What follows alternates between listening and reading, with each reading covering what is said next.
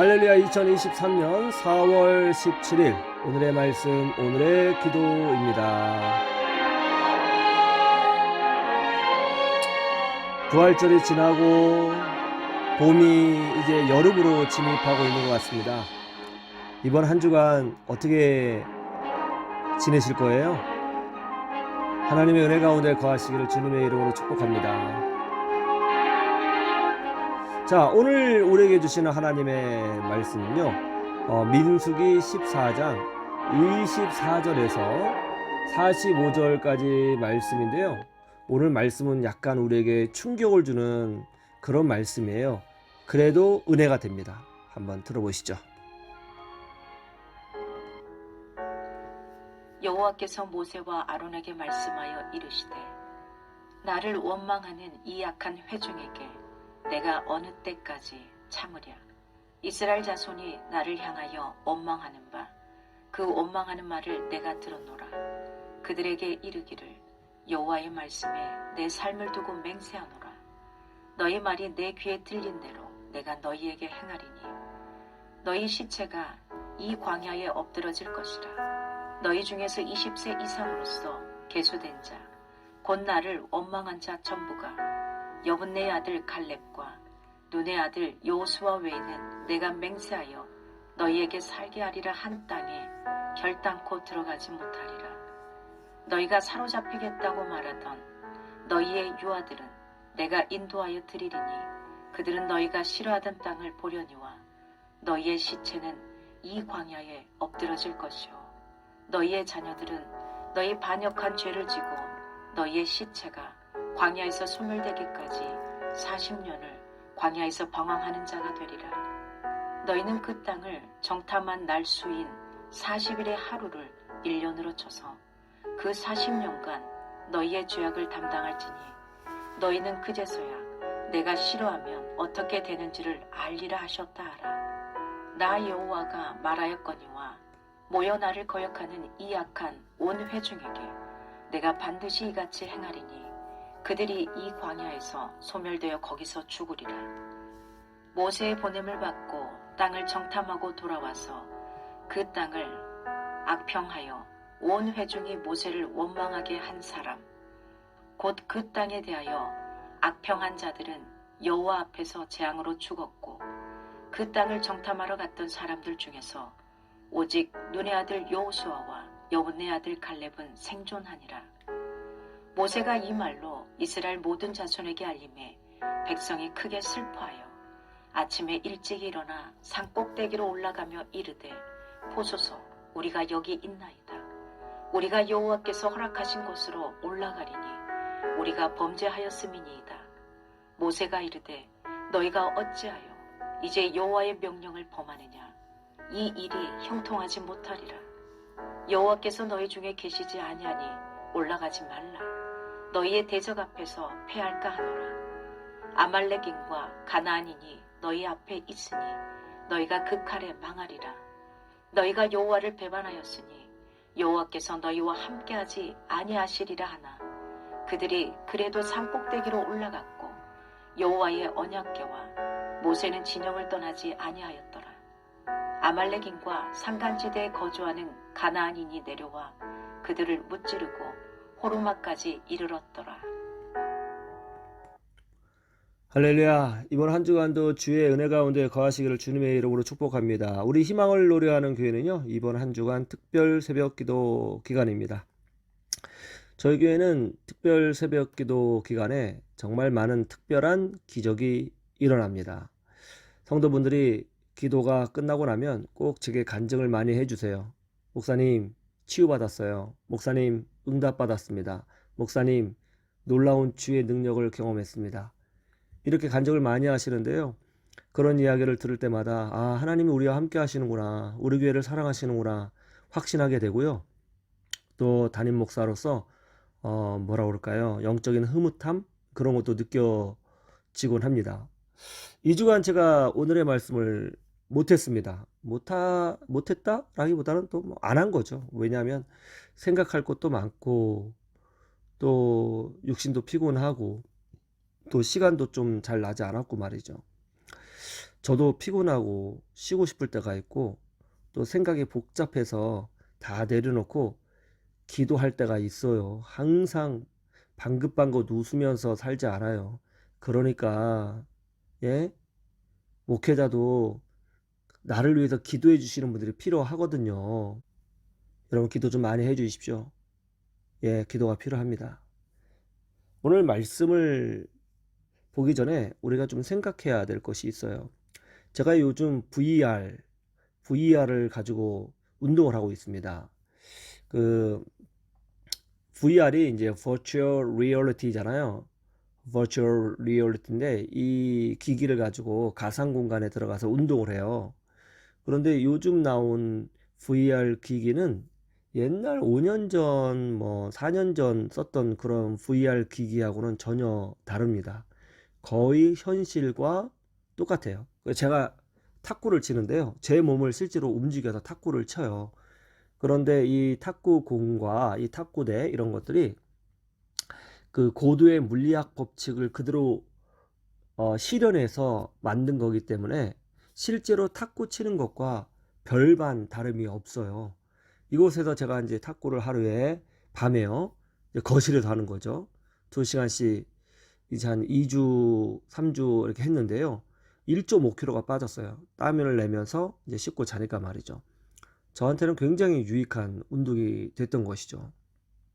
이 탁구를 치게 되면 물론 이제 그 안에 들어는 AI하고도 탁구를 치지만 전 세계 사람들하고 네트워크로 해서 실제로 탁구 게임을 즐기기도 합니다. 주로 중국 사람들이 많이 들어오는 것 같아요. 아무래도 중국인들이 탁구를 좋아하잖아요. 그런 다음에 이제 일본 사람들 많이 만나고요. 우리나라 사람들 많이 만나고 그리고 간혹 외국인, 서양인도 만나본 적이 있어요. 이렇게 탁구를 하면서 이런 생각이 드는 거죠. 그럼 다른 앱들은 어떤 기능을 할까 해서 이 VR에서 바로 스마트폰처럼 앱을 다운로드 할 수 있거든요. 그 낚시를 또 다운로드 했는데요. 낚시도 진짜 실제로 가서 낚시하는 거랑 똑같아요. 그 광경이 그냥 예, 그 실제 현장을 그대로 고화질 비디오로 녹화를 했기 때문에 제가 그 안에 들어가서 낚시를 하는데요. 낚시는 참 재밌는 것이 그 미국인들이 많이 들어오더라고요. 그러니까 미국인들하고 같이 앉아서 도란도란 이런저런 이야기를 합니다. 영어 공부에 아주 좋아요. 그리고 VR 챗이라는 것을 또 다운로드해서 들어가 봤더니 거기는 채팅룸이거든요. 그 안에 들어갔더니 여러 사람들이 모여서 이런저런 주제를 가지고 대화를 해요. 거기서도 일본 사람들 만나고 또 프랑스 사람 만나고 스페인 사람 만나고 또 영어로 대화를 하면서 공부가 많이 됩니다. 이런 가상세계 플랫폼이 한두 개가 아니고 굉장히 많이 있더라고요. 자기가 선택해서 그 가상세계 플랫폼 안에 들어가 사람들하고 친구를 사귀고 대화를 하고 뭐 같이 영화도 보고 뭐 그렇게 하는 거예요. 놀랍지 않아요? 이 가상세계에 들어가니까 현실과 가상세계가 뭐 차이가 없는 듯한 느낌이 들기도 하고 말이죠. 이걸로 나중에 복음을 전하면 좋겠다. 뭐 그런 생각도 들기도 합니다. 아무튼 이런 놀라운 가상세계에 이 VR 기기가 폭발적으로 증가를 하면서 제가 깨닫는 것이 뭐냐면 한국 사람들은 아직도 여기에 대해서 잘 모른다는 거예요. 스마트폰 아시죠? 여러분 다 스마트폰 쓰잖아요. 우리나라에 스마트폰이 제일 먼저 들어왔을 때가 아이폰 3GS거든요. 제가 그걸 제일 먼저 썼어요. 왜냐면 제가 가르치던 제자가 KT에서 근무하고 있었는데 그 친구가 목사님 앞으로 스마트폰 시대가 옵니다 하면서 저한테 선물을 해줬어요. 그래서 그거를 제가 제일 먼저 썼습니다. 그리고 좀 쓰다가 이제 저희 딸아이한테 줬는데요. 깜짝 놀랐어요. 와, 기존의 핸드폰하고는 완전히 다르더라고요. 엄청난 예? 기능들을 가지고 있는 거였죠. 그 제가 갤럭시 1도 써봤습니다. 저는 뭐 갤럭시를 이제 주로 쓰는데 그런데 그때 깨달은 게 뭐냐면 아이폰이 나왔을 때 갤럭시가 나왔는데 수준 차이가 너무 나는 거예요. 우리나라는 약간 복제품 같은 느낌인데 버그도 많고 버버되고 말이죠. 예? 버그도 많고.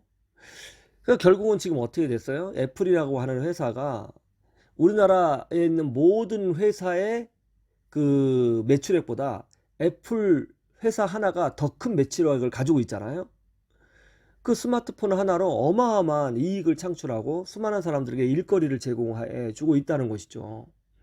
왜 이런 차이가 날까? 왜 우리는 그런 것들을 선도적으로 끌어가지 못할까?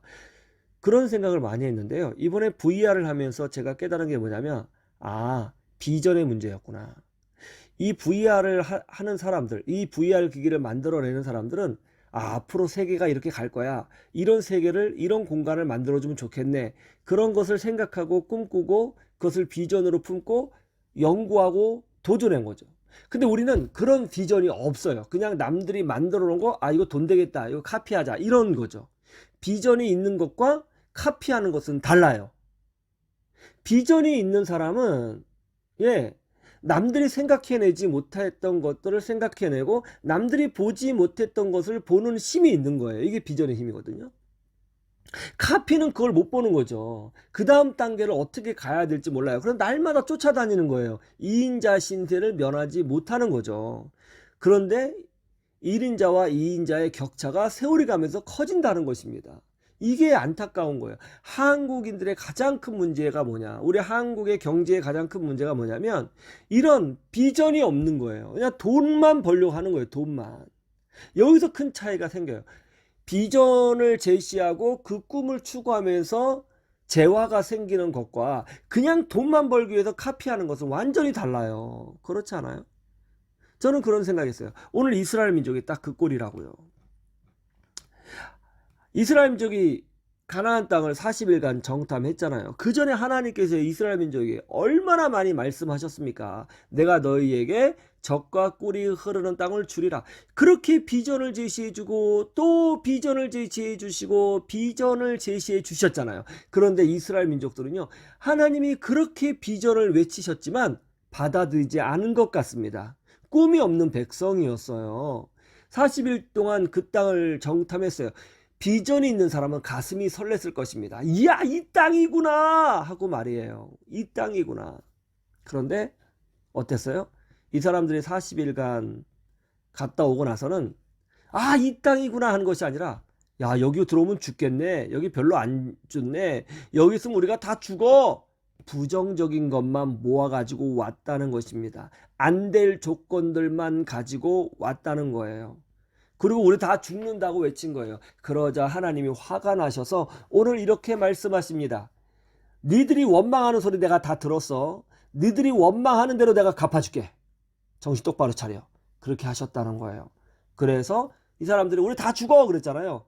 하나님이 말씀하시기를 그래, 너희들은 광야에서 40년간 방황하게 될 텐데 광야에서 다 죽을 거야. 너희들의 자녀만 가나안 땅에 들어갈 거야. 그런데 비전의 눈을 가지고 그 땅을 바라본 두 사람, 누구예요? 갈렙과 여수아만큼은 그 땅에 들어가게 되리라 하셨다는 거예요. 비전이 있는 자는 그 땅에 들어간다는 거죠. 아, 나는 우리나라 사람들이 꿈의 사람이 됐으면 좋겠어요. 한국 기업인들, 과학자들, 정치인들, 학교 선생님들, 우리 자녀들, 학생들, 그리고 무엇보다도 기도하는 우리 믿음의 사람들, 꿈과 비전이 충만해야 된다고 저는 생각합니다. 그래야 대한민국이 살 길이 있어요. 그래야 지금보다 훨씬 더 복된 인생으로 살게 되는 거예요. 오늘 이 말씀을 붙들고요, 한번 생각해 보세요. 나는 과연 꿈과 비전이 있는가? 예, 없으면 성령 하나님께 구하세요. 하나님, 제게 꿈과 비전을 주세요. 우리 주님께서 주실 줄로 믿습니다.